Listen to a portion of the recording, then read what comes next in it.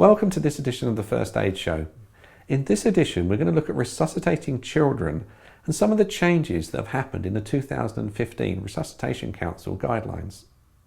Having to resuscitate children or infants is one of the worst things you could have to deal with. Many children do not receive resuscitation because potential CPR providers fear of causing harm if they're not particularly trained in resuscitation for children. This fear is unfounded. It's far better to use the adult BLS sequence resuscitation for a child than do nothing. For ease of teaching and retention, lay people are taught that the adult sequence may be used for children who are not responsive and not breathing normally. In other videos, we'll discuss chest compressions and states that you compress the chest by about 1/3 of its depth. It's hard to imagine how far down to push. So this is approximately 4 centimeters for an infant and 5 centimeters for a child.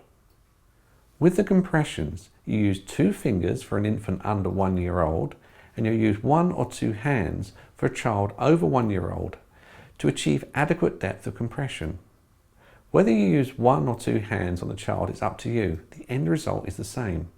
Do what's easiest for you and most suited to the size of the child.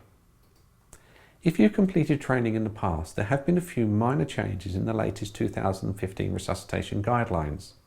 The main change is that when delivering the breaths, you should deliver these for about 1 second, and the maximum time from compression of the last compression to the first compression is 10 seconds. This is to limit the interruption in compressions and the flow of blood to the vital organs.